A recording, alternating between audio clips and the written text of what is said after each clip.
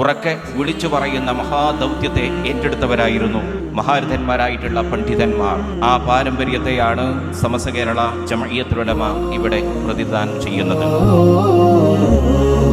നാം ഓരോരുത്തരും തന്നെ നമ്മുടെ വീടും നാടും ഒക്കെ വിട്ടുകൊണ്ട് ഇങ്ങ് കുണിയയിലേക്ക് എത്തിയത് മഹാനായ മർഹൂം വരക്കൽ മുല്ലക്കോയത്തങ്ങൾ നവ്വറല്ലാഹു മർക്കദ 100 വർഷങ്ങൾക്ക് മുമ്പ് സ്ഥാപിച്ച മഹത്തായ പ്രസ്ഥാനത്തിന്റെ 100ാം വാർഷികത്തിൽ സംബന്ധിക്കാൻ വേണ്ടിയാണ്.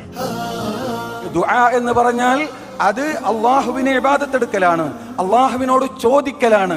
എന്തുകൊണ്ട്? നാവ് കൊണ്ട് ചോദിക്കാനല്ല, ബിൽ അമലി, അമല് കൊണ്ട് ചോദിക്കലാണ്. ആരുടെയും പിൻബലമില്ലാതെ ആരുടെയും സഹായമില്ലാതെ നേരിട്ട് ഉപകാരോപദ്രവം ചെയ്യാൻ കഴിയുന്നുവെന്ന് ആരെക്കുറിച്ചാണ് നമ്മൾ വിശ്വസിക്കുന്നത്? അതാണ് ഇബാദത്ത് ഇലാഹിന്റെ മാനദണ്ഡം.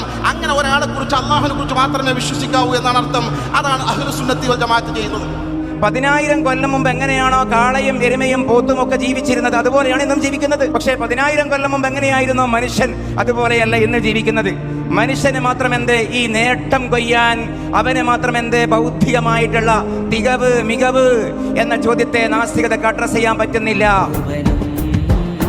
മഹമൂദിൻ സൽവഴി കൊണ്ടേറെയും ശോഭന